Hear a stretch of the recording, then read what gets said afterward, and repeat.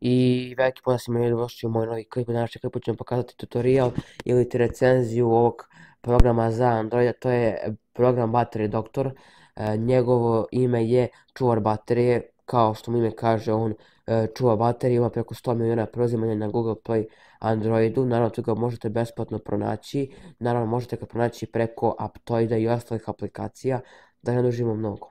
Znači, kada uđemo u ovu aplikaciju Battery Doctor, vidimo jedan ceo krug.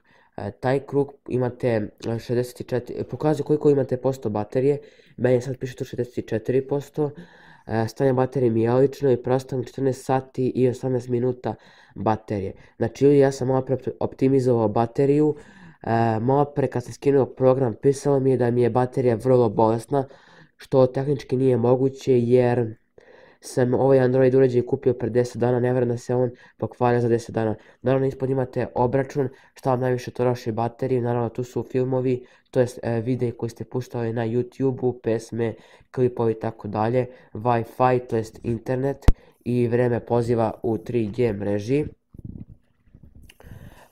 Onda imate ovdje, da, ova baterija je dobra ako želite da vidite svoj kapacitet baterije, voltažu baterije i temperaturu baterije, da li se pregrejala. Da napomenem da ova baterija zauzima dosta prostora na vašoj RAM memoriji ili SD kartici, kako god, gdje god ste ga stavili. Samim tim preopterećuje CPU i procesor i pregreva Android uređaj, tako se brže troši baterija. Znači, ovo je bukvalno, on troši više baterije nego što štedi.